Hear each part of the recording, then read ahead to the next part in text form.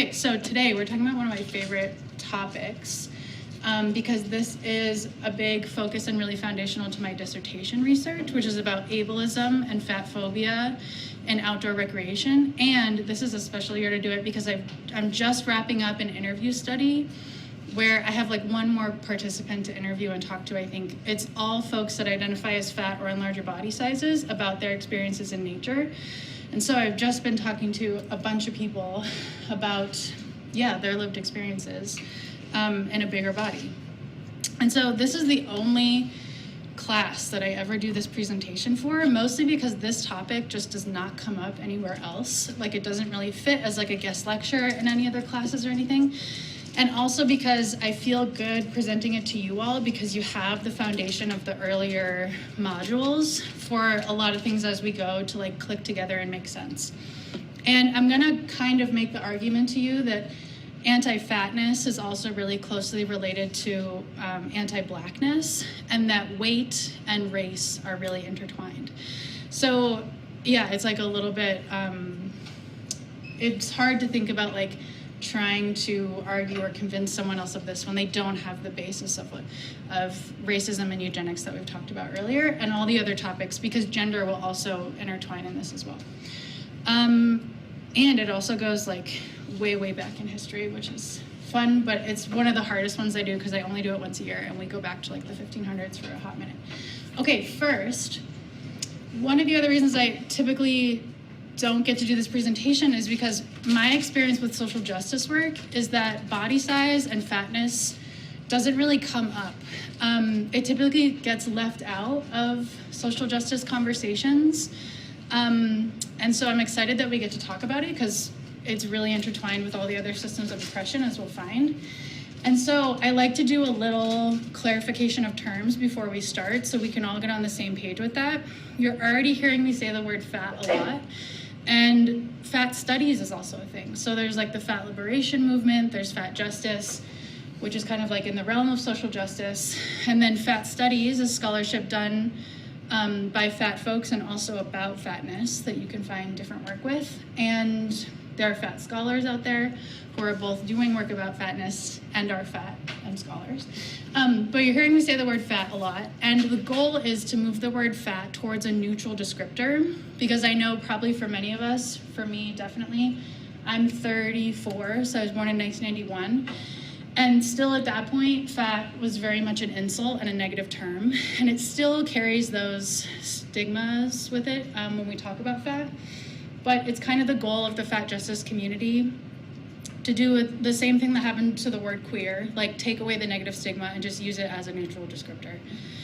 And I also like to use the word fat because it helps me express my politics around body size. So if I'm talking to somebody, so say for example, I'm interviewing participants and I hear them saying the word fat a lot, I know that it's more likely that they're also aligned and familiar with fat justice and fat scholarship than somebody who's using other terms. And so when I look at literature around fatness, if I find a study that's like obesity in children and it's about like getting them outside to lose weight, they're coming from a very different framework than I am when I'm talking about fatness. Or if I see a study that's like, we're queer and we're fat and we're outdoors. So there are some assumptions behind the language here.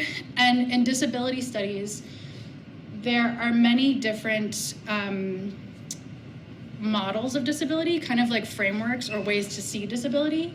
And I'll bring this up because it kind of like overlays on these two schools of thought. And one is called the medical model. And in that framing, disability is like a disabled body is a deviant body. It's an unnormal body, it's not natural. And it has like diseases or conditions, and the medical complex and doctors are the ones who hold knowledge, and they work to get those bodies towards becoming as normal as possible. Whereas the other model is called the social model, and there are many, but these are the two most popular. And the social model says that disabled people are the experts on their own experience, and they don't believe that disabled bodies necessarily need to be changed to fit in, but the thing that is disabling is the way that we have set up like our built environment and the way that people think about disabled folks. So you can tell there's like a big difference there, and the people that hold the knowledge and build the knowledge from the social model are disabled folks themselves. So a similar thing is happening here with like a medical model going with the language obese and overweight, and the social model kind of fitting with fat, where like fat people are like, we are the experts of our experiences, and we don't necessarily need to become smaller. Like our bodies aren't deviant. We just believe that there is a diversity of body sizes, and like we're not always inherently unhealthy, and we don't necessarily need to change, but people's mindset about us and also the physical structure could change to become more accessible to our bodies. Also, we will talk about the BMI a little bit. I think we also have a resource in there about why the BMI is really messed up. And weeks ago, it'll come up again, but weeks ago we talked about the creation of the BMI, but I'll show you that information again, which kind of gets at why it doesn't work so well as a tool to determine somebody's body fat. Okay, anti-fat bias is an umbrella term, describes the attitudes and behaviors and social systems that marginalize and exclude people in fat bodies. And then I have been saying fatphobia. I haven't really seen sizeism catch on. So like there's lots of isms, and it would be nice if people started using that, but it's fine. So I typically say like ableism and fatphobia, because if I say ableism and sizeism, people are like, what is sizeism? But fatphobia is essentially like prejudice or discrimination against people in a larger body size. And I have this one committee member, I love him, but Dr. Ricky Frierson, he's always like, is the term fatphobia correct? Because are we actually afraid of fatness? And I would argue that yes, like a lot of people are very afraid of becoming fat because of the way that you will be treated. But also there's a fear of a larger body size, meaning also like a sick or an unhealthy body or a body that is close to death. So the fat community really does not like the term morbidly obese, because it brings in the assumption that like if you are fat, therefore you're going to die soon. And then this is an interesting one that once you see it, you kind of can't unsee it, which is healthism. And so think of healthism as like the pull yourself up by your bootstraps, individualistic mindset when it comes to the world of body size. So the main thing is it's like being healthy is a moral imperative. Like we all need to be healthy, and that should be all of our goals. And like you're kind of being immoral if you're not working towards health. Which, what does that mean for especially disabled bodies who like, if you have MS, you're somebody who can never become healthy. So are you always like morally bad person because you're not healthy? But think about it as like anyone who isn't healthy or thin, it just isn't trying hard enough. And it's your individual responsibility to be thin and to be healthy, okay? That should be causing some red flags in your head right there. And then the last one is concern trolling, which is people, like this phenomenon of thin people, typically like thin and fit people, coming to fat people and giving them advice or trying to tell them about their own bodies and saying like, I'm only doing this because I care about your health. And there's a phrase I came across, I forget where it was, that somebody said, probably a TikTok, that somebody said the only thing you can tell about someone else's body or about a fat person's body is how deep your own fat phobia is. Because a lot of fat people say, like, if you're not my doctor, why would you be giving me medical advice? Like, it's just wild. But a lot of thin and fit people feel like they have the authority to talk about and talk to fat folks. And it's very paternalistic and like belittling. Okay, so this is a nice size guide that I like to use to talk about the spectrum of fatness, because people are having different experiences, and I'm also definitely finding this as I'm interviewing folks. If you're smaller on the spectrum or larger on the spectrum. So it is important in the same way that like colorism exists and like darker skinned Black folks are having a more negative experience than lighter skinned folks, like they're having some privilege because of their proximity to whiteness. People who are smaller but still large are getting privilege because of their proximity to thinness. And so these are some helpful terms: small fat, mid fat, super fat, and infinite fat, to kind of define different experiences that are happening with different body sizes. It can be very helpful. So I'm talking to some folks who would probably land in like the super fat category, and they're telling me that they're getting like lots of comments on their bodies when they're going for hikes or a walk around the park, and then and they also cannot find clothing that fits their body, or they have to pay more for clothing that does fit their body. And then I'm asking people that are small fat the same questions, and they're like, no, I can go shopping, like that's not a problem for me. Okay, why you're not going to hear me talk about body positivity is because body positivity started in a good place and also kind of with the fat justice movement, but then it took a turn, maybe in like the 2010s, I want to say, when it really got co-opted by small fat white women. And so not too long ago, I took these screenshots off of Instagram because this was a trend that was happening, often under the hashtag of body positivity. And it was pissing me off. And I just want to ask, like, why do you think that this kind of imagery is not necessarily helpful to the fat community and advancing fat justice? Do you have any thoughts about this?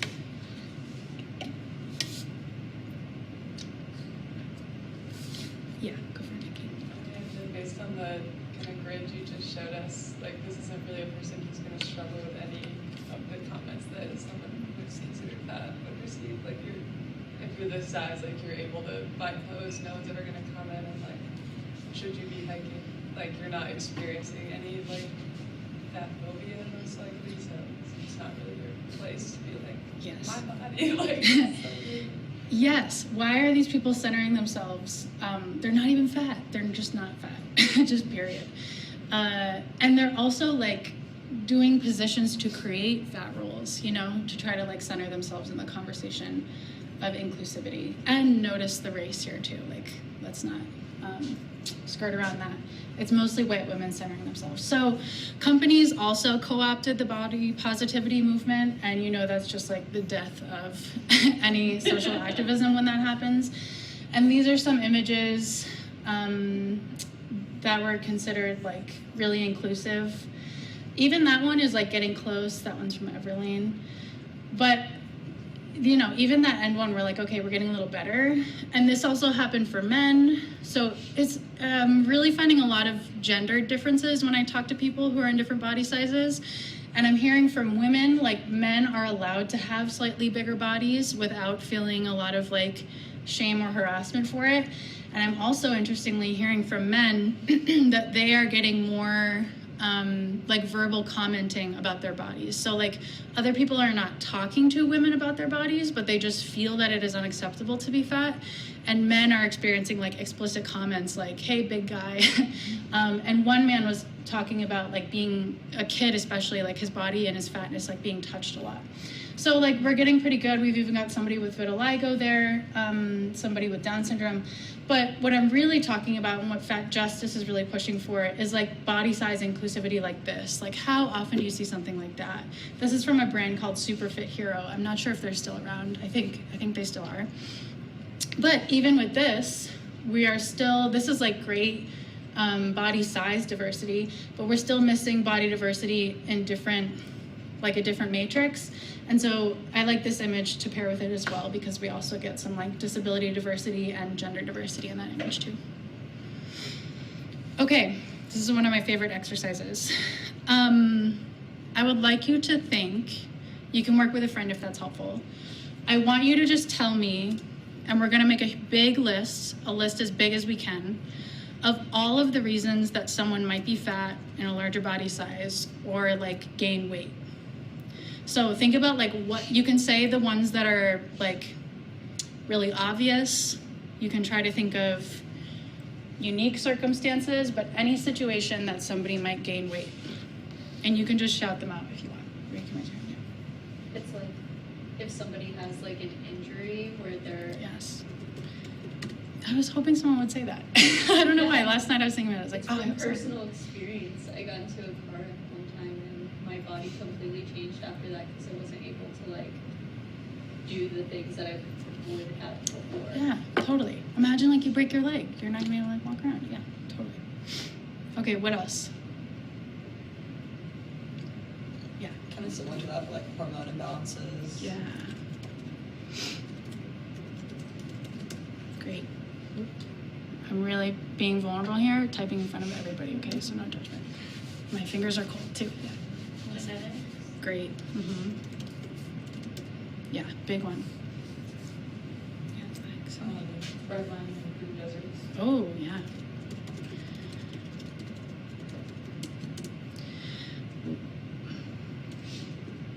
So like systemic structures, the place that you live not set up to to have a lot of food availability or good food too.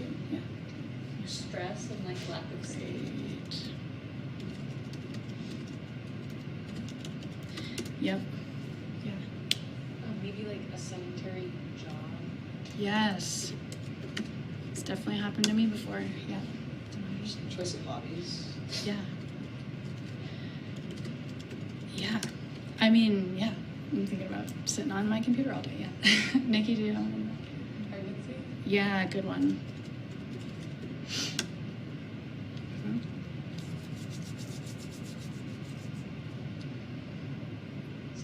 Keep going. Another one, like if you, I don't know if you struggle with an eating disorder or like if you were actively trying to gain weight, like. Yeah, great one. Some people are now doing work to like make clear how many fat folks also have disordered eating, especially like restricted eating, but it's just thought to be a good thing for them because they're big. But that can also be common. What's the classic one that people think of when they see a fat person? Just like a rude assumption. No exercise or overeating. Yeah. Which is very real. You can eat too much and gain weight. You can eat a lot. Anything else you can think of? I've seen sexual assault being a reason why. Oh, that's a great one. I don't think that has come up in previous years. Yeah, that's a great In that same line, just grief or trauma in general. one. Yeah. Oh, yeah. Yeah, these are great. Anything else you can think of? This is a good list. It's very nuanced. I mean, just like general demands of life, like their exercise is a privilege. Oh, yeah.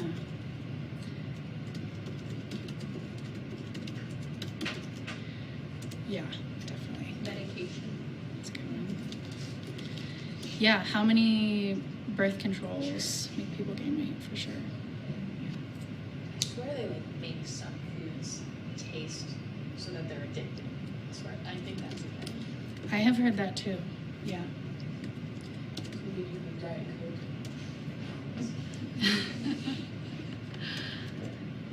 This is great. Any last ones you can think of? In the line of like hormone imbalances like PCOS and endometriosis. Yeah.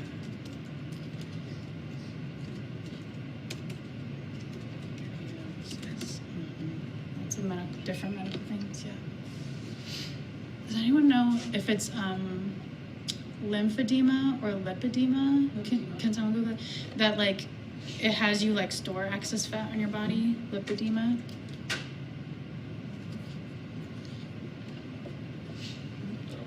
It's about the sickness about the thyroid. Oh, thyroid. Yeah. Thyroid. I'll put that. Yeah. Oops. Yeah, thyroid's a big one. Yeah. Just general aging. Oh yeah. I relate to that. Yeah. Like in line with aging's like puberty. Mhm. Definitely big changes in the body happening there. Yeah. Great. Yeah. Menopause also. Yes. Cultural norms around like food or body Ooh. size. That's a great one too. Yeah, maybe it's not necessarily bad to be big. Can you think of any sports that it's an advantage to be in a larger body? Rugby or like a lineman in football. Yeah. They actually, I played college soccer. If the linemen didn't meet weight, they would make them get up at 6 a.m. and they'd go to breakfast club, which is just eating. They would have to eat extra Wow. meals in the day to make weight. It was nasty. Oof. Wow. Yeah, I would say like a lot of like athletics and stuff, right? Like you have to like meet a certain weight criteria for like wrestling. I and was just stuff thinking like about that. Yeah, I was just thinking about wrestling. It's interesting to think about the weight categories with wrestling when we talk about how biological sex doesn't really work and never really has worked in dividing athletes. Sometimes I think about like, what if we went by weight or something? You know, like maybe that would work. But it just makes me think outside of like the sex category, like how else could we organize bodies so they could compete against each other? You know, maybe it's time or weight or something. Okay, that's excellent. I'm gonna show you some other good lists from previous years. This was our list. Here's one from a year or two ago. I think y'all have some similar stuff to them. Oh, this is a good point. Like, people don't necessarily want to lose weight. Like, it's not a problem for them. Chronic pain, we kind of touched on. Injury with disability a little bit. Oh, someone said incarceration, which I thought was a really nuanced one.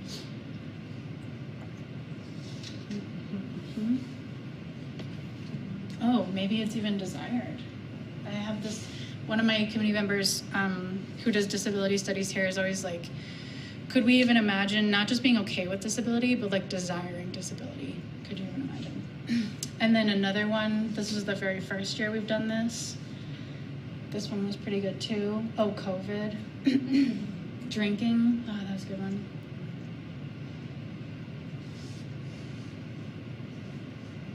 Yeah, kind of similar. Okay, and I do this list every year, and I always end up talking about this to other people, because we logically know so many different reasons that someone could be fat, and yet, typically, societally, the very first thing that people go to, if you look at any comment section of any fat person's photo on the internet, it's always gonna be, you're overeating and you're lazy. So my question is like, why is that the strongest narrative that we have even presently, even though we just came up with a really good list, and every year students give me a really good list of all these different reasons, including genetics, like it's just your genetic lottery of why people are fat. So this is a really canonical book in fat studies. It's called Fearing the Black Body, and it's where most of this information comes from.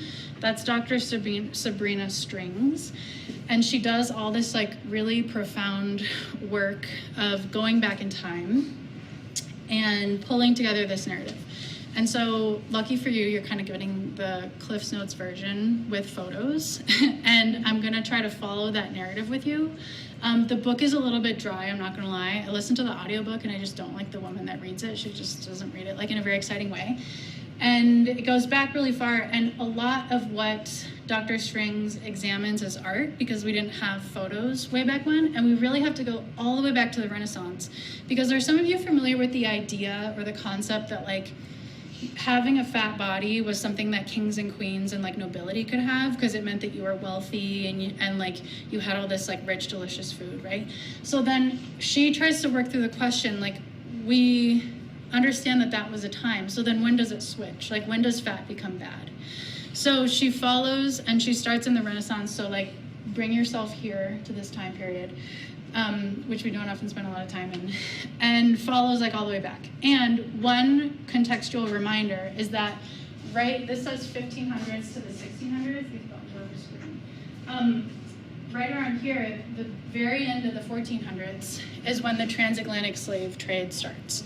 So that is in part why we have to go back that far, to be like just around when that's beginning, maybe even a little bit before, to be able to see fatness in white people and nobility as a good thing. Okay, but what is happening before we get the switch, and what Dr. Strings finds, is like body size isn't as important as proportionality. So she's trying to ask the question, what is beauty? What's considered beautiful? How are bodies considered beautiful or not? And so this guy, Durer, I'm always so bad at pronouncing his name. He is in the realm of hanging out with like Da Vinci and Raphael, like that's the time period we're talking about. And he creates this book because he's painting bodies and figures a lot. He's like, beautiful bodies are proportional bodies, and here's how you can like draw them out, and here's what they should look like. So he has examples. This is like a beautiful proportional woman. This is a man. And then they also scale up. So if you were fat, it didn't necessarily mean that you were ugly, as long as you were still proportional. So this is a woman. And then, of course, you have to have the beautiful baby. As we all know, the most beautiful toddler is the proportional toddler.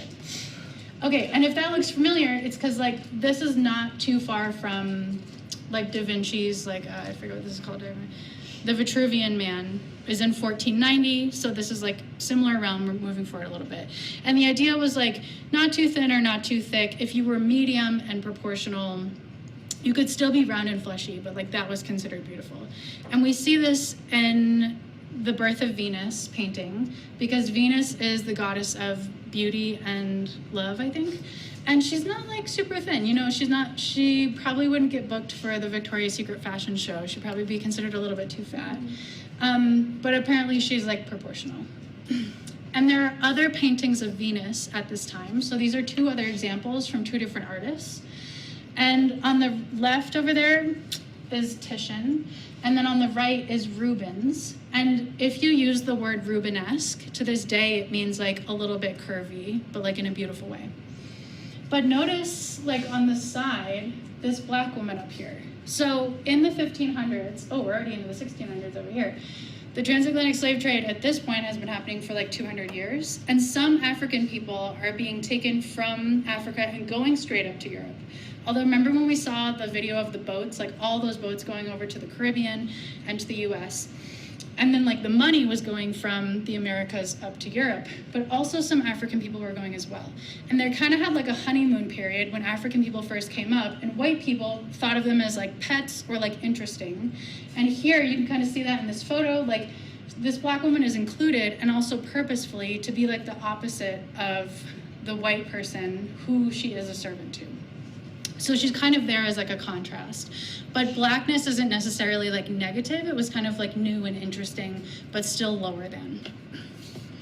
And that same artist that did the beautiful toddler and all the proportions, he also painted this African woman that he thought was really beautiful. And he was like, you know, her body's really beautiful. Her face isn't 100% proportional and like with European features, but she's kind of like beautiful in her own way.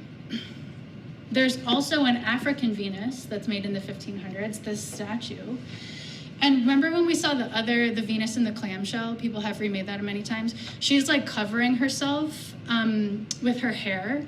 And this Venus, notably, is like not covering herself, which kind of speaks to the imagined hypersexuality of African women. And even though she's considered beautiful, she still has like a headdress of somebody who works in the house, and she's holding like a cloth to denote that she's still lower, even though she's beautiful. Okay, so there are a few things that happen in like the 1500s to the 1600s that are globally that affect how we see body size. It's kind of weird. So England is up here. I never pictured England to be like this island. I always feel like it's in here somewhere. But England is up here. And they're actually a little late to the slave trade when they joined in 1555. Does anyone know the first country that joined the slave trade? It's kind of surprising, and you would think it's random, actually. The first country is Portugal. It's like here on the side. I just picked up this book. It's called Black AF History. It's pretty good, but it's mainly about American history, but they do include the history of Portugal and Spain were fighting for this piece of land. And at one point, Portugal is like, fine, you can have all this land, but I'm writing a rule that says we can have anything that we find via ship. So they're like, we basically get the rest of the world. And that's what kicks off like a bunch of colonization. And also kicks off the slave trade, because they start to see African people as like a resource that they can use and enslave people. So anyhow, that's in the late 1400s. By the time England joins, they are over it, and they feel like African people are not interested anymore, but they just see them as like an enslaved resource to have, and really dehumanized.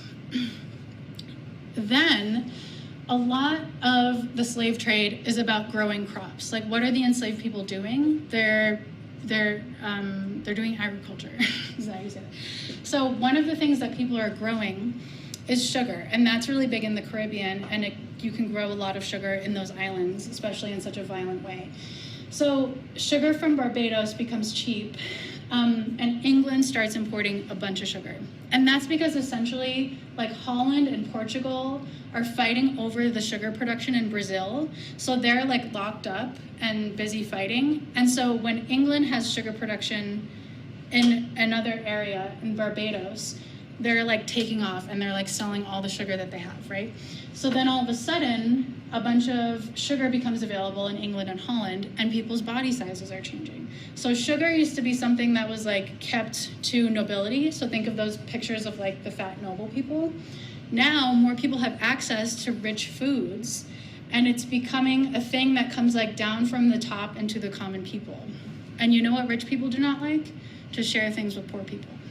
So that also starts to change people's opinions of bigger bodies, because they're seeing bodies grow when they eat more sugar. And in 1620, we get the word obese, which comes from the Latin obesus, to eat oneself fat. So we're starting to see a direct connection between like bigger bodies and richer and more foods. Okay, Descartes comes in and also messes everything up. René Descartes is a French philosopher, scientist, and mathematician. And he's kind of a big deal for modern philosophy and science. He is also the person, Cartesian, duality, who said like the mind can be separated from the body, and you can just like cut yourself off from your body, completely control your body, and have everything going on up here. That idea has stuck around for a very long time in a very harmful way. So anyway, one of his ideas is like, if you are an intellectual, you're also a thin person. Because if you can cut off your mind from your body and really control your body, you can make it thin. Another thought was like, if you're eating too much, you ever have the feeling that you eat too much for lunch and then you have to show up and you're like falling asleep? Like, they're putting that together and saying people who eat too much are lazy and they can't actually think because they're taking time to digest. So this philosopher's slim ideal starts to come up. And now it's shifting to the other way of like, if you can avoid all this sugar and control yourself, you actually are superior. And so we start to see that particularly in academia. And academic people really think if you're eating too much, you can't think. And also women are considered irrational and more prone to fatness because they cannot control their bodies, and their bodies are more animalistic because they can like birth children. Again, we don't even have like, at this time, they're also developing the idea of biological sex, and we need some way to distinguish men from women. So they're like, we'll do anything we can to say that men are better than women, and that there are two sexes, and that's it. Okay, so we get the idea of like the refined, thin male student as the pure academic thinker, particularly in England. And I have a question for you, which is, how are you seeing fat phobia show up in academia today? Can you notice ways that you are expected to show up as a thin person to this university? Yeah. Accessibility on campus, like getting around. They just assume that everyone can walk across campus and get from class to class without having to pay exuberant amounts of money. Yes. Yeah. I also noticed in some classrooms, like the chairs and desks. I was just gonna say, yeah. Think about what's under your butt right now. You ever been in those freaking singular?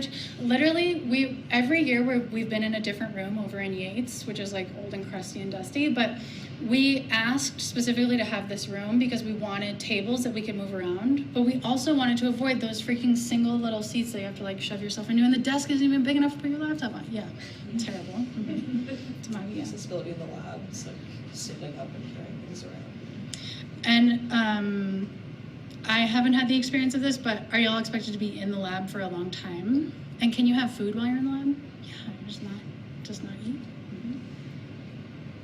Yeah, Nikki? In the same way, like doing field work, like especially in Colorado, I've done field work that's like in Denver and it's really chill and you're walking in public parks, and then last year I did field work that was like you're literally like scaling cliff sides, and when I was interviewing people for the tech job, I was like, how do I like make this not be like such a restricted pool, but also I like need you to be able to hike 5 miles like to do this job. And that did not sit well with me. I always think about when I was trying to be a field tech and interviewing for jobs, like if I was fat, there's no way they would hire me. I was supposed to say, yeah, hike like 5 miles a day with a heavy backpack, there's no way they would hire me. Or disabled. Like I had an undergrad student last year ask if there were any field jobs that I saw for her, a disabled person, and I was like, I can't think of a single one. You're just not expected to be there. Yeah. Yeah, go ahead, Sydney. I was gonna say also like in terms of professors and like we just don't really see a lot of like overweight professors. I also think that it is part of like the Colorado effect. I had some more overweight professors in Illinois, but very thin professors here. I was And just then gonna ask that, also like the access of elevators. Like I was in the BSB there's only one elevator that goes to the 4th floor. If it goes out, you can't get to the 4th floor. So like there's someone who has cerebral palsy, she can't get to her classes on the 4th floor. I heard that the stats building also does not have an elevator, and you can't go up to the grad student offices, right? Well, yeah, it only goes to the second to the top level. Wild. One of my participants said this really profound thing, who was on like the larger fat spectrum, who said like when we talk about accessibility, we're often thinking about disabled folks, like totally. And she said the reason she thinks we don't think about fat bodies or consider fat people when we talk about accessibility is because deep down we think that they don't deserve to have accessible things because they ate too much and they were lazy. And that's healthism, like the idea that they put themselves there and so now they should have to suffer, essentially, you know? Like they don't deserve human rights. Yeah, but I was gonna ask, who has a fat advisor? Who has a fat instructor? I mean, I know that talking to you, you're likely to take me more seriously about this because I'm thin, you know? And I do try to weaponize that. But yeah, thank you so much. And if we're in the 1700s, we're talking about the creation of race science. That's also when it's happening. So all of these things, again, are intertwined. So those same people who are like, we're so thin and we're academic men, they're also the same people who are creating race science. Like Linnaeus is doing this stuff in the 1700s. And then we've got, again, like the hierarchy of races, and then the top race also is split in a mini hierarchy too. So it's almost like there's a big line here of like who's superior and inferior, and then again, who gets to be superior and inferior. And remember when Tom came and talked about this too, like as we're getting the racialization of bodies, we're also getting the sex binary division of bodies. And it's all about who gets to have power over who. But only the white race was really considered to be sexually dimorphic because they were considered to be the best and the most civilized. But just a totally made up qualification. This is a really wonderful book that also focuses on American culture. And she kind of like wraps it all together in this. One of the key bodily signs of inferiority for scientists and thinkers of the 19th and early 20th centuries was fatness. So we don't often think about fatness as a way that bodies were characterized and intermeshed with these other systems of oppression. So just in the same way that sex and gender is entangled with race, fatness is also entangled with those things too. So she says, like these white men are describing in detail the fatness of primitive people and of all women, again, putting women below men, using that trait to make them inferior. Fat became clearly identified as a physical trait that marked its bearers as people lower on the evolutionary and racial scales. Africans, native peoples, immigrants, criminals, and prostitutes. All women were considered to be more at risk of fatness, like contracting fatness like a disease. Man, I just recently found out that this paper that I wrote that's about the history of fatness and the history of conservation in the United States, a couple weeks ago, I got accepted for publication, but I went back and did a revision because I found one Native author had dug up all these portraits that white colonists did of Native women, or like of the country before it was colonized, and they characterized it as like a fat Native woman that needed to be like made thin and also tamed, both like sexually and physically, like the body is like impure. And through colonization, they could make it better and remedy it. Okay, and you remember this old guy? This was one example of a person practicing scientific racism, and he believed that people came from all different beginnings and we were actually like different species, and really believed in the different races. And then we paused and we thought about all the ways that his ideas about the black race were showing up today. And this is the one that we're kind of going to focus on, which y'all caught on to and like talked about when we talked about this. So this is saying like the Negro is the most unhealthy race on earth because of their poor diet, their mode of living, and their lack of morals. So they're just, again, like attaching fatness to blackness because both things are considered bad. Which, think about the opposite. Whiteness and thinness equals goodness. All right, from that book, Fearing the Black Body, Dr. Strings puts this in a really helpful way. So she's saying black bodies are getting objectified through the slave trade, and it turns black people into the shadow figures of modernity, or like what's considered modern and civilized. And they appear to exist outside of and in opposition to it. This is a really important piece. So black is always the opposite of white. And if you've ever thought about like, our skin colors don't actually match up to that, but what's most important is that those things are opposite and they're posed as opposite. So it's really absurd to think about calling an enslaved person fat because they're most likely going to be very thin and fit because of all the forced labor that they're doing. But it doesn't even need to be true. Like, how often have we seen the claim that African women are hypersexual? It doesn't need to be true. It just needs to be the opposite of what whiteness is supposed to be. So then she says, black people thus increasingly came to represent difference or a perversive primitivity and backwardness. Black people became, in other words, the aesthetic counterpoints within the budding culture of taste. So they just have to be aesthetically, like, they have to be the opposite of whiteness. They're that dark, evil thing over there, and we are like the light, savior, good thing over here if we are white. Okay, one other key piece to make sense of this story, because it doesn't really make any sense at all, is this idea of Christianity and labor. And I added an extra piece in our readings that's like, if you want to learn more about the religious aspect and also colonization, there's a really good resource in there by Carolyn Merchant. But essentially, Christianity is a part of colonization, as a lot of Christian and Catholic nations are like going all over the world and wreaking havoc. And there's a specific story that comes from Christianity. Are y'all familiar with Adam and Eve, who are pictured over there? So essentially, like, the idea is Adam was the first person. He creates Eve from like his rib, and they live in the Garden of Eden, which is like this perfect version of the earth. And they do something bad, which is like Eve picks an apple from the tree of knowledge when she's not supposed to and eats from it. And the important piece is that they get kicked out. And so the belief of Christianity is like every human being is like a broken soul, and they have to work their way back into heaven. And the belief at this time was like, you have to work your way through labor. You have to work your ass off, basically, to get back into heaven. And colonization, a big part of that, is about looking for the actual Garden of Eden to try to get back in. And if you can't find it, then you're going to have to create it through your hard work. And maybe God will look down on you for all the hard work you did towards that goal and let you back into heaven. So with that story in mind, when European people go to Africa and they see Africans with a totally different creation story, living their lives in a different way, they're upset by that.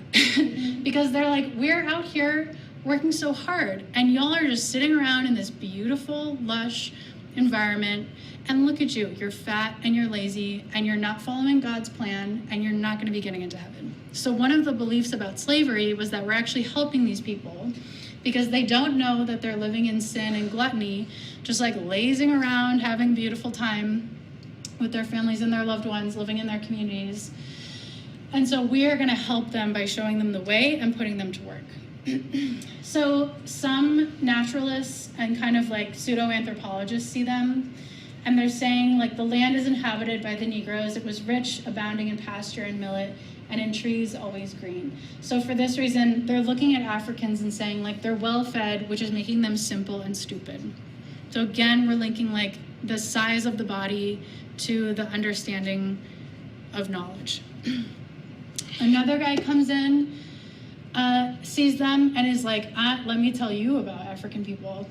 And he says, they're given up to the pleasures of the table, those great eaters who seem to live only to eat, have a stupid look, always digesting, they become incapable of thinking. And this just makes me honestly like very sad to see, because imagine if these people did not have to go through colonization and slavery, and we still had like so much of the earth was populated by folks who were able to live this way. Like, we could be living in a totally different world, you know? know? If a few violent folks weren't imposing their way of thinking on the rest of the world. Yeah, Sydney. I'm just kind of interested, how do they go around the cognitive dissonance of like their kings and queens are very lavish and fat, and they see other people that are fat and they're like, no, but they're lazy. Not our king and queen, but they're lazy. I think now during this time period, kings and queens are thin. Okay. And it's about like cinching and what are those called? Corsets. Yeah, I think by this time it has totally swapped. Okay. Great question. Yes, I'm not saying we're moving forward in time. Okay, one more thing that's really interesting to see is now we're also getting into like the physiology that race science would try to use to bring people in. So this guy's saying with white heads, the forehead is projecting and the mouth is retreating, as if we're designed to think rather than eat. And in black people, the forehead is back and the mouth is projecting, as if you were made to eat rather than to think. You understand? So like he's saying, we're just designed to be the smartest, most brilliant people with the mouth backwards, whereas black people, their mouth being forward, they're designed to eat, and therefore also like the physical way that they are built makes them stupid and lesser than. Okay, a really important story is that of Sarah Bartman. Is anyone familiar? Did anyone listen to the podcast, The Butt and the Bustle? It's a good one. Sarah Bartman is always a really important figure when talking about body size and race in particular, and the history of those two things. So she is a South African Khoikhoi woman, and the Khoikhoi get called the Hottentot people. I forget why. I think it's just colonial ignorance coming in and like renaming a group of people. But she is an enslaved woman. This is like a truncated version of her story. She's enslaved by a Dutch man, and they notice that she has a really large butt. And so he sees like an opportunity in her body, and he starts taking her to European military bases to parade her around as like one last exotic look for those people that are sick and dying, like the soldiers that are sick and dying. And then he's also making some money because he's like, if you want to touch her, you can pay me extra, and you can do that. So then another European man, a Scottish surgeon, sees that and is like, I could capitalize on her body even further. And the original man that owned her was illiterate, so the Scottish guy writes up a contract that neither she nor the original enslaver could read. And he takes her to Europe, and he basically like parades her around like a freak show. So he brings her first, I think, to England and then all over Europe. And she's brought in with all these other different like performing acts, and she's dressed up. Sometimes she's like all in feathers. She's often on stage. And again, I think people can pay more money to like touch her or sexually assault her. And people are really like drawn in by the idea that she's hypersexual because her body says so. So she's really paraded around as like the opposite of a thin, delicate white woman. And they're like, wow, look at these super hypersexual, like large black women. People were really obsessed with like the size of her genitalia and seeing her. But basically she exists as that like black and white opposite to be brought around so people can be like, wow, my white wife is not like that. So she becomes known as the Hottentot Venus, kind of as a joke. So the joke is like she's actually ugly and exotic, which is strange because many people were drawn to her sexually. But by putting Venus after her name, it's like an insult, using it ironically. Okay, so George Cuvier is one of the fathers of biology. He hears about her and he invites her to the Natural History Museum of France. And he's like, please let me measure you. He's obsessed with her genitalia. Like, let me take all this information about you. And she's like, no, get away from me. So unfortunately, she dies when she's only 26 because this lifestyle is not great for her. And also, even the Scottish man who was like bringing her around tragically died. So she's just alone in Europe by herself, being like oogled and prodded and poked at all the time. And she dies young. And George Cuvier does get a hold of her body, and he like dissects the whole thing. He pickles her brain. He pickles her genitalia. And all of that is put, oh, I forgot. There's no like specific photograph of her, which is kind of interesting, but there are many different portrayals of what people thought that she looked like. And he puts those things in the Paris Museum, and parts of her body, this is a cast of her, remained there until the 70s. And then her body finally, South Africans were asking for her to be repatriated, and she doesn't go back until 2002. This is an image of when that actually happens. So this really kicks off this long trend that we have to this day of Black women's bodies being put on by white women as costumes. So interestingly, Sarah dies in the early 1800s, and the bustle, this piece of the dress that like extends the butt, that's worn by white European women, it really takes off in the 1860s. It's patented in 1857, and it becomes popular like 50 years after she dies.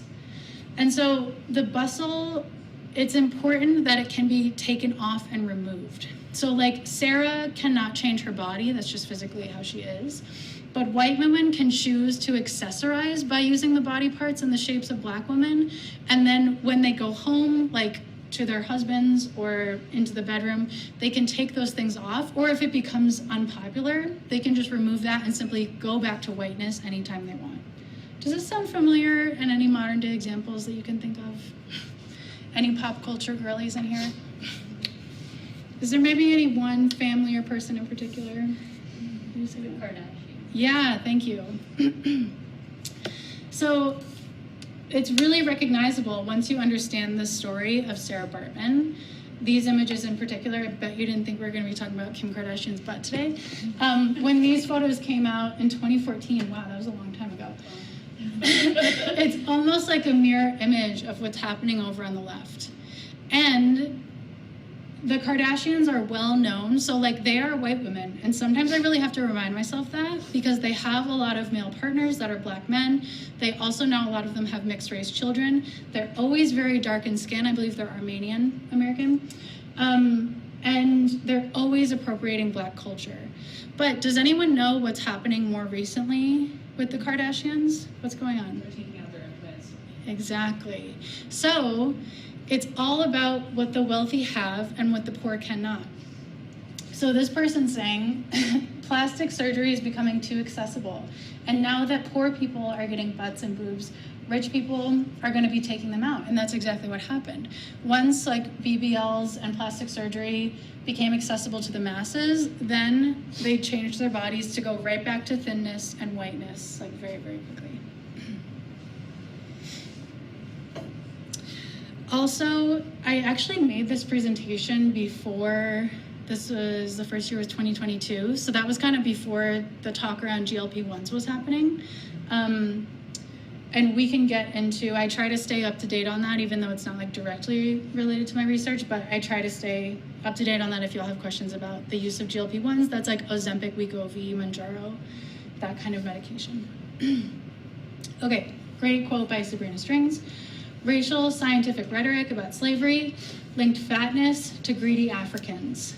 And religious discourse suggested that overeating was ungodly. Like, think about the sin of gluttony.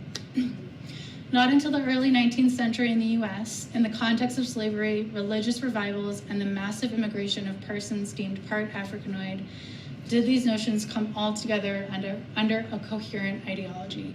And so we really get the solidification in the United States of Blackness with fatness and thinness with whiteness. And we can see that especially in the depiction of like the mammy figure. Have y'all heard of this before? So the mammy was the person, the enslaved person who would work in the house and in particular like take care of the children. She was like a motherly old figure. And in this photo, she really becomes the opposite of like the thin, white, delicate white woman of the house. And it's, think about like the, what's the syrup lady?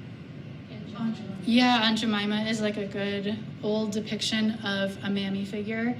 The other thing I wanted to say though was, yeah, this is almost like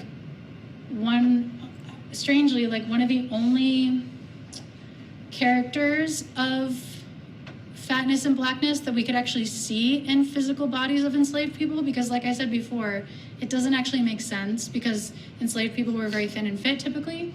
But the fear was if you let enslaved people go, they would just like devolve into both having a deviant fat body and doing deviant things. Have we talked about drapetomania in here? It's a disease or like a psychological disorder that's made up by a physician in the 1800s. And the idea was if your enslaved person ran away, it's because they're inflicted with drapetomania and they're mentally ill because what's good for them is to be enslaved.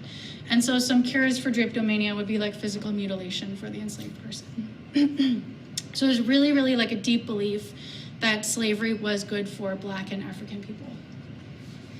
And again, I just wanted to point out, like, mirroring this image way back when from hundreds of years ago, these are very old ideas that like Blackness is there to kind of shine a light on the beauty of the thin white woman or whiteness in general. Okay, and then that's how I remember this old image too. That's how we also get gender looped in with here as well. So this image was about like the one drop rule, and this is actually a Black baby because you can trace Blackness through its bloodline. And many, many weeks ago, I was saying, like, notice how masculine that Black woman looks. And that's in part because this type of woman, a white woman, is considered like an actual real woman on the gender or the sex binary. Whereas the idea of a person of color being like a real woman was not considered real. So like the only people, Tom also tried to talk about this a little bit too, like because the white race is the only one that can hold sexual dimorphism and have real men and real women, this is not actually like a real woman, it's just like a Black person. And so gender also loops in here as well of like who can be real, and also stoking the fears that caused so many lynchings of Black men that they would take advantage of thin, delicate white women, and they were like monsters, and they were messing with the bloodline of whiteness. Yes. Is that kind of where the terminology of like male and female comes in for like colloquial terms of like, oh, women are females because we identified like different, like the Black community based off or like in slavery as like animalistic in that sense, and talked about them in like animal terms? Yeah, I hadn't thought about like women are female, but that's a good point. And it's like, yeah, you could argue that if you're still holding on to those categories so tightly, you know? But yes, definitely like the animalization of Black folks in slavery, 100%. Yeah, there's this interesting paper, I'll try to find it for y'all, about animality and eugenics. And that brings me to a similar point, which we'll talk about in a minute, because think about the timeline and where we are. So now we're in the 1800s and we're coming over to the 1900s when we know something big happens there. And how the irony of eugenics using the logics of animal breeding to create people that are less animal. It's an interesting paper, I'll have to add it. Okay, so the standards for white women have always been super thin, ever since we did that big switch and connect fatness with Blackness. So in the late 1800s, we have what's called the Gibson girl. Notice she's like very thin. She's even got a bit of the bustle, but she's tiny. She can have broad shoulders, that's fine, but the waist has to be thin. We start to also attack men for their fatness, not quite so severely because women's bodies are the ones that are unruly, and also women's bodies are the ones that create children, and so they have to be highly, highly regulated, especially by men. But men start to get some flack for being fat as well. This postcard says, the fat man. Some men keep on getting fatter and say to themselves, it don't matter. But if you'd say to such, stop eating so much, he'd get as mad as a hatter. And the early 1900s is called the progressive era, when we switch from the 1800s to the 1900s. And science is also like really booming at this time. And there's an idea to be as efficient as possible is like the national motto. And so people who are fat are considered to have like bodies that are telling on themselves. So they're like, you're not being efficient, you're eating too much, you're taking too much, and it's morally better for you to have a thin body and be a part of society. So anything that's seen as fat is like wasteful. So that's why we start getting these political cartoons. This is the steel beam trust, the copper trust. And people are like, these industries are getting too big, they're getting too fat, and we need to like squeeze them out and make them thin with their money. Here's Teddy Roosevelt.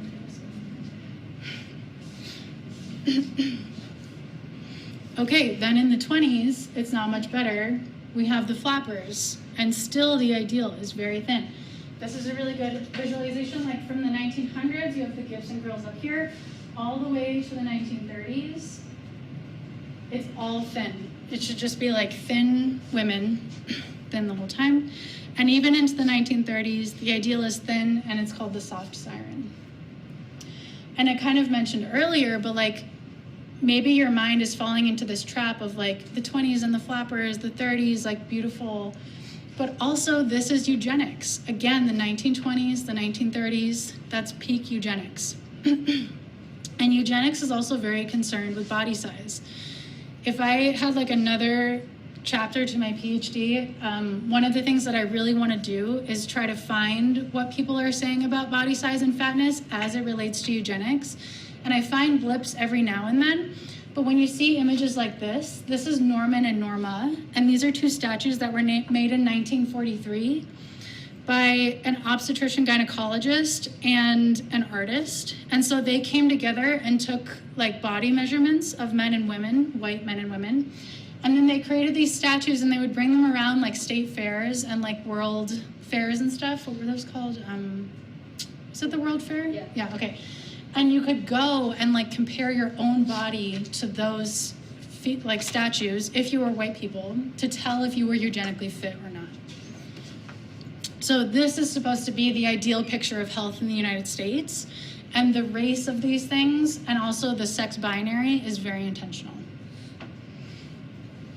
Okay, this is another really wonderful book. It's actually very short, and it's written by this author, Deshaun Harrison, who's a trans-masculine person. And he writes, according to the World Health Organization, health is the state of complete physical, mental, and social well-being, and not just the absence of disease or infirmity. As I interpret it, think about Deshaun's identities. This means that for one to be healthy, they must not only be non-disabled, but must also be in an environment that allows for them to feel mentally secure, physically safe, and socially well. As such, this means that Black people, especially those of us who exist with multiple marginalized identities, are always already unhealthy because we are always already unsafe. So this is really questioning even just the concept of health. We kind of see the healthy body is designed in a very specific way. And Deshaun argues, and I would also as well, we have an idea and we have ideals for health that we base other bodies off of. Think of how many studies are done on white male bodies. That is the level of excellence for health. And so Deshaun is saying, I'm never gonna be a white male cisgendered body, and so therefore I'm never gonna be healthy. Like, I'm just gonna let go of the concept of health because the whole concept is built in a way that doesn't even include me, which I think is a really fascinating way to think about health.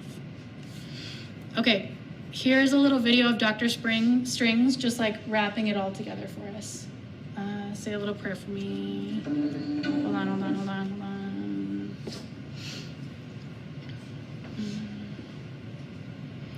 Why do I always include a video? Why do I do this to myself? Here, restaurant. Okay. Oh, just kidding.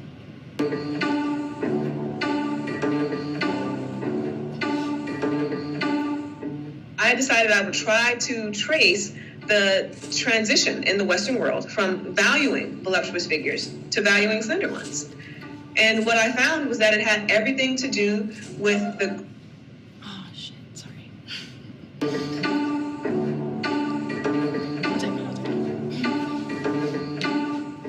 I decided I would try to trace the transition in the Western world from valuing voluptuous figures to valuing slender ones. And what I found was that it had everything to do with the growth of the slave trade.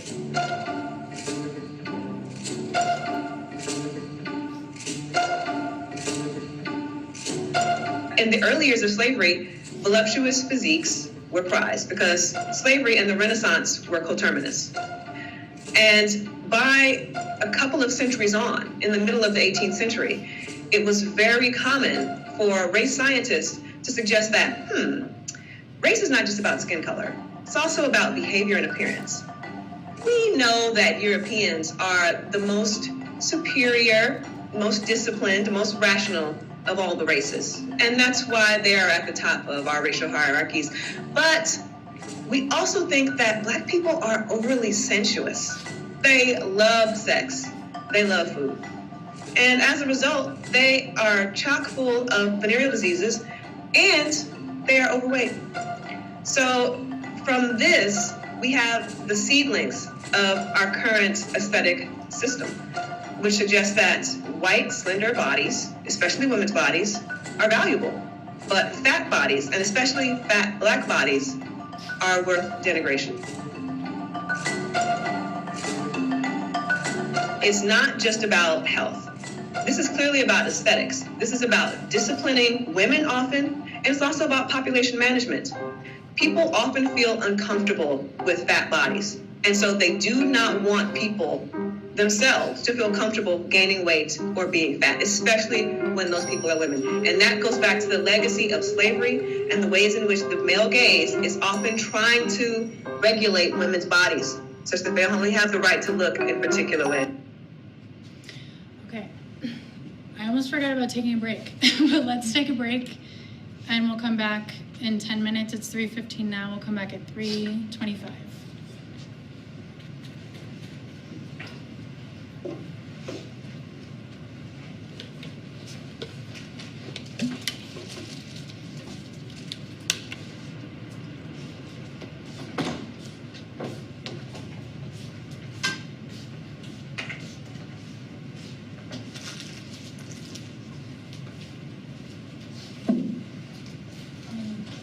I'm trying to track down what the article is, but there's my, in health psych, there's a paper that we look at, and it's similar to this, where it's looking at the type of fitness level, and they look at VO2 max instead.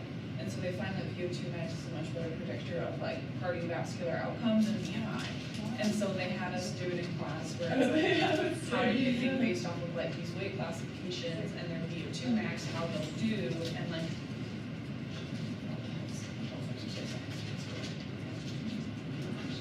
and I'm like, no, it's cardiovascular, it's not based on that. But it's interesting. I emailed my professor, so I'll see if he gets back to me. But it's like a big, like a giant meta-analysis that came out in 2025 that shows that VO2 max is a better predictor than BMI of mortality. This is so new to hear because I never hear anyone talk about this anymore. Mm-hmm. Everyone's slowly starting to agree that the BMI is wrong, but Oh, yeah. no one comments BMI. Yeah. No, so, VO2 max. So they look at VO2 max and then compared BMI, and they found that like VO2 max is a much more stronger correlation than BMI. Because again, if someone exercises regularly, their body's just at a different set level. Yeah, so I do remember that. I was like trying to find the graph that he used because it's a really nice graph. I just can't find it. So Let me have that other paper. yeah, it's from the British Journal of Sports Medicine. It's a meta-analysis. My primary care physician, it was very funny. They did my BMI, and they were like, because your BMI says you're unhealthy, but you actually have the BMI of people who live the longest. Yeah. It's like, that's okay. You're like, so could it be that that's healthy? Right. I put this paper in from last week to talk about a paradox, but that's called the obesity paradox, which is like people that are slightly overweight are actually living longer, and it's like, okay, well, why do we need to call it a paradox, or are we just being fat phobic? Well, it's also because it was based off of, you'll probably talk about the BMI, I'm guessing. I actually don't go too much into it because we have other stuff to talk about, and there's like some good resources in the module, but go for it. The BMI is originally based off of like male body sizes, so it doesn't account for the extra body fat that women carry naturally. So like, and also it's marginalized against like other groups that do tend to have larger sizes of body fat. They actually, when I played Division I soccer, they only BMI tested the women's players, and they BMI tested us by grabbing our fat here, and then our fat here, and told us that we were obese. So that was super nice. As like an 18-year-old, like high Oh, competitive wow. cardiovascular athlete, they're like, so you're fat Wow, wow, wow, wow. or you're obese, right? Just so you know, just so you know. Yeah, just so you know, you're at the peak of your athletic career and you are still not in shape. There are some good TikToks for this week. Okay, where's the Class, like we all have to calculate our own, and I think I had like, I think I calculated my BMI was like 30, and I was probably like 110. I was like the smallest I've ever been. I haven't even hit 100 yet. I'm proud to do that too. Yeah, and I was like, what? I know, I was like, oh my god, I was like, Yeah, and I was like, I was competitive cheerleader, so it was like, yeah, it was in gymnastics. I was like, there's no, like, what am I supposed to do? I could not work out. Oh,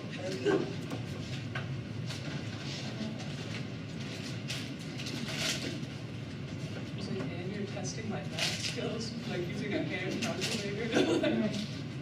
You know how T was mentioned to Jay? He studies birds. Yeah. I was just in New York Times and he has like his whole article. His work. Wow. Oh, I can't wait to look at that. Wow, that's huge. No, stop. Oh yeah. Why can't I just download this?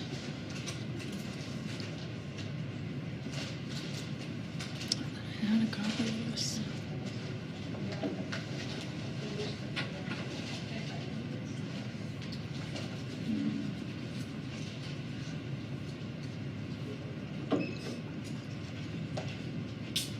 Maybe I should do this.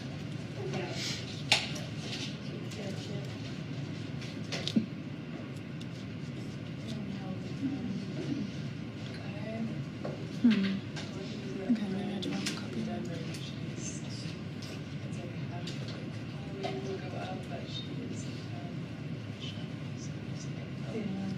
I'm trying what address is.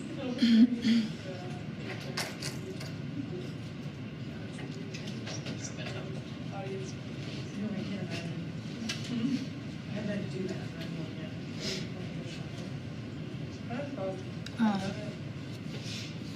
like, But both of them this year, so it's just like If I this. click this, did you guys see? This is one of my favorite TikToks of all time. Finally, when you're old enough to understand numbers, they come back and they're like, we got something for you, we got something for you.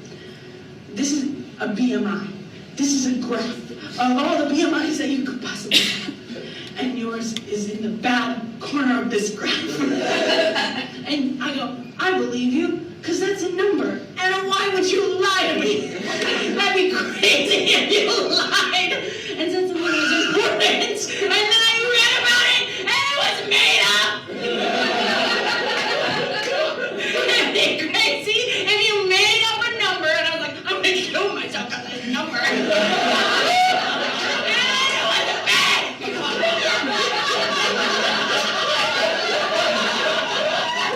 I actually don't think being fat is bad. And I haven't thought being fat is bad in a long time. And that's actually okay to throw it into myself for that.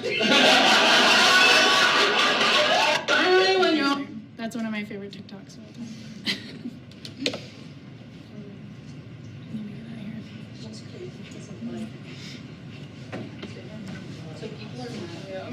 People are always mad that they're fat, right? And they leave comments and they're like, you're fat, you should exercise, you got your It's gonna go well. like outrageous. It's gonna be going. And then fat people just giant, you're like, they're like, you're a cheater for eating hours. And it's like, Let's go. This is great. also crazy that these dynamics can just flip on a dime. Like, we can just all be like, no, this is the new, like, standard of beauty. And, like, it's completely arbitrary. It doesn't actually matter at all. That's gonna be great.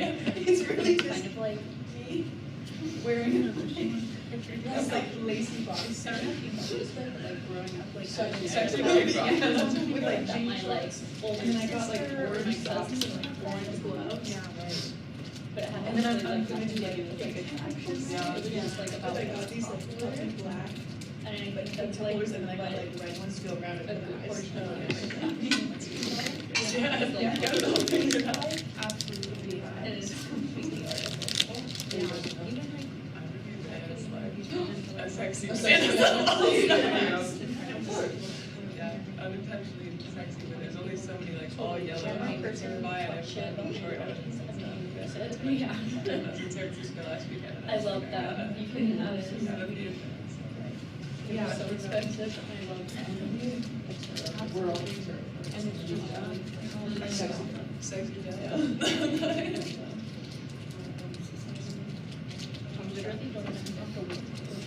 You found it? I'll have to find it.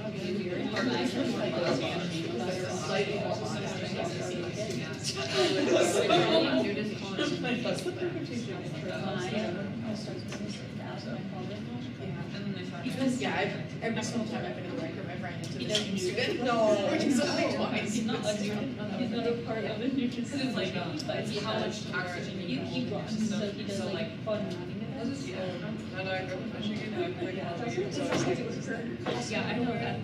wear 3 layers beneath it. So that's an interesting stuff. I'll have to find the article. Yeah, but it changes. And then are you out? It was like BMI and then what you were getting exposed to that magazine. It was like different. For me, I think it's like 80 degrees. Yeah, it does the gravity. Yeah, that's. Yeah, it's really interesting. Yeah, that's about But I just think it's so. You can never win. Okay, great. Yeah, and you get like. You're not set up for that. Then it's 3:50. Okay, let's keep rocking so we have time to talk NFL. We're moving forward in time, and we're in the 1960s. Fat folks, luckily, are coming together, and they're like, "This is bullshit," and they're starting to like create groups and coalesce some power.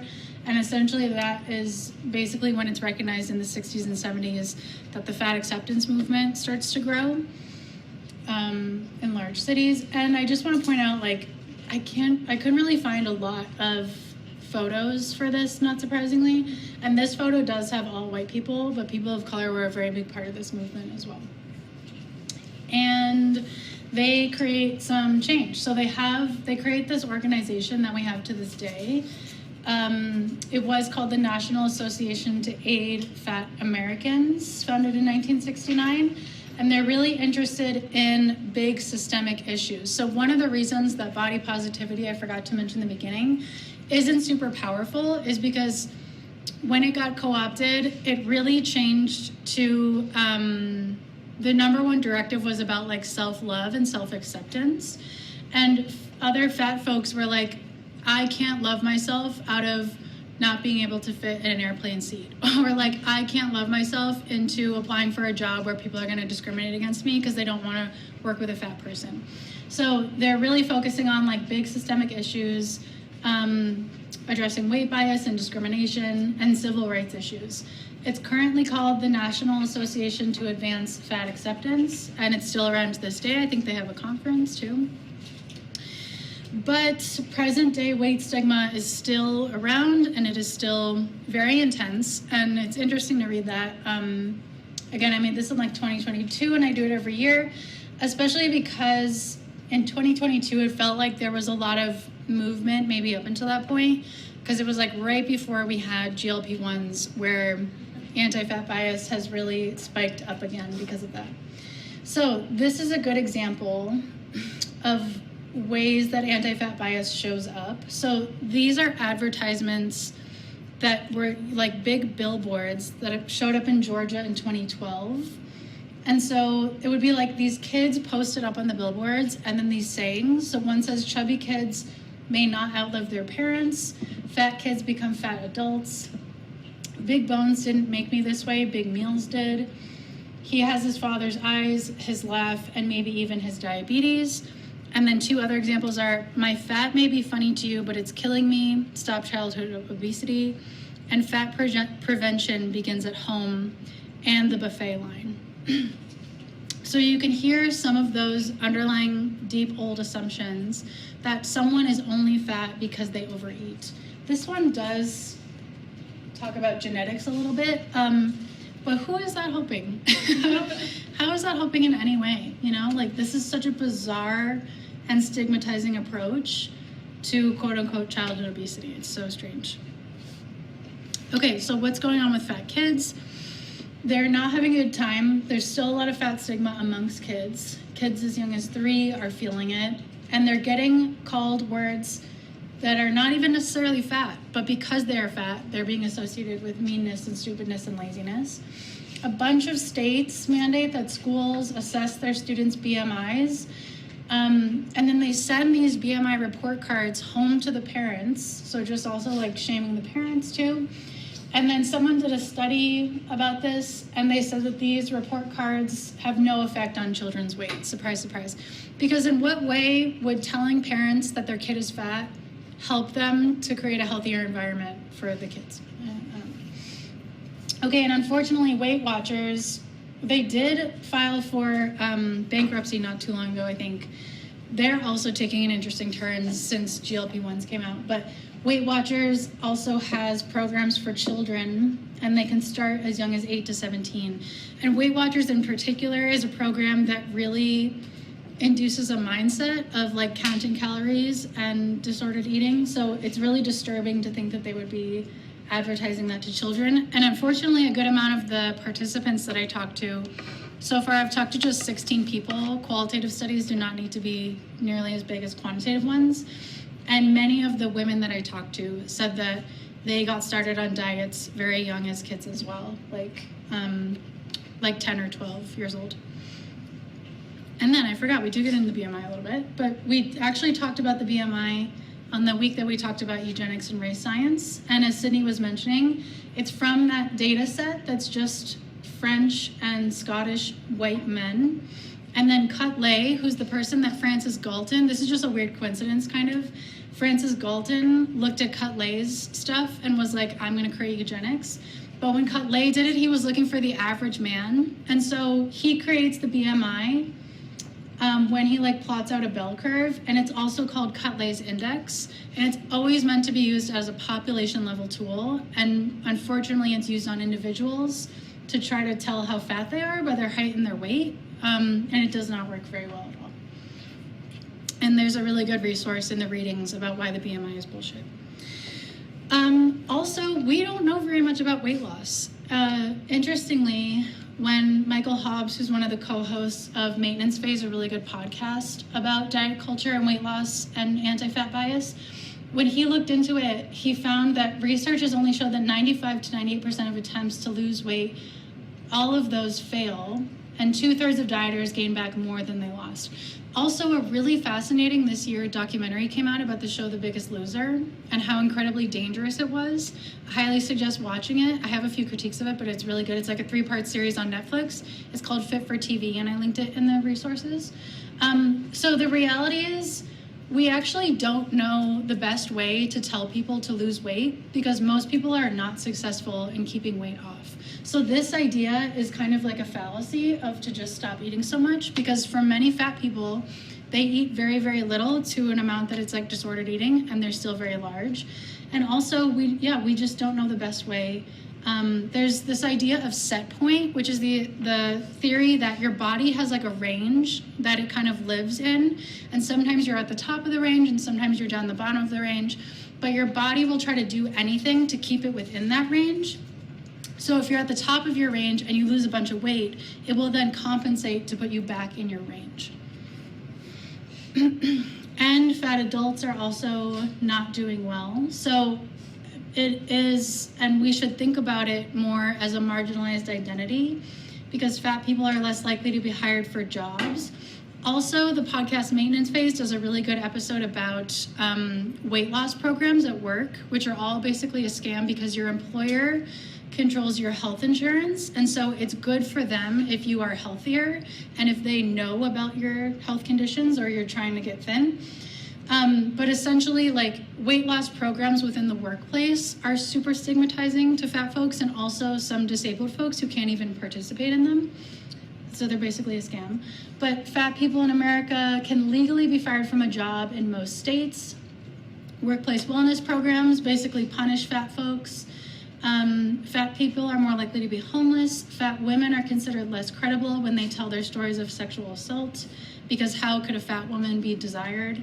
And fat people often die from being misdiagnosed or underdiagnosed. So the present understanding in fat studies is that unhealthiness associated with fat bodies is less because fat bodies are more likely to be diseased or have conditions, but maybe because of this phenomenon of fat folks going in to get medical care and having a fat-phobic medical provider tell them it doesn't matter if you have an ear infection, what you need to do is lose weight, and then they miss real medical problems that are happening, whether or not that's due to having a high weight.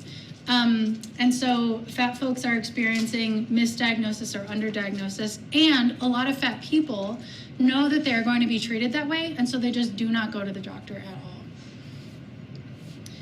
We also know that a lot of medical practitioners are really fat phobic. When we found out about the HONDA acronym, which stands for hypertensive, obese, non-compliant, diabetic, asthmatic, or sometimes alcoholic, and this can just get like applied as a shorthand to fat patients. So it assumes that they have all of these things and are going to act this way before physicians like even talk to the person, which is really wild. Okay, and then lastly, thinking about what we talked about with like thinness and whiteness and blackness and fatness, let's take a little food pop quiz. So the only question that I have for you every time is, which one of these meals is healthier? You can say either the pink one or the one on the white side. One on the pink side or the white. Like, what is your brain telling you right away is the obvious healthy one? Yeah. Okay. Which one of these meals is healthier? That's like a sandwich without bread, but the bread is bell peppers. Which one do you think is healthier? Okay, on the left. And also this one, which one is healthier? Why might it be complicated to say that one is healthier than the other? Are you having any reservations about this quiz?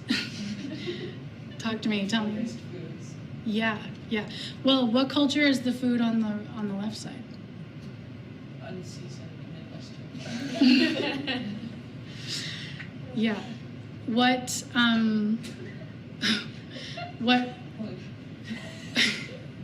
you said unseasoned Midwest. Yeah. Is there a racial identity associated with the food on the left side? Yeah. Mm-hmm. And in what scenario might the food on the right be healthier for someone? If you're hungry, yeah. Something that tastes good. Mm-hmm. Like southern, collard greens, mashed potatoes. Yeah. In what scenarios might the food on the left be unhealthy for someone?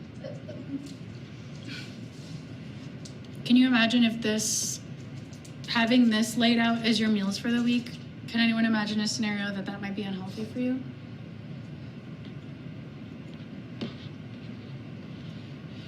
I'm thinking about that would probably be personally very dangerous for me, because I have a history of disordered eating, especially when I was in college. I was really tracking my food a lot, and having something be so regimented and also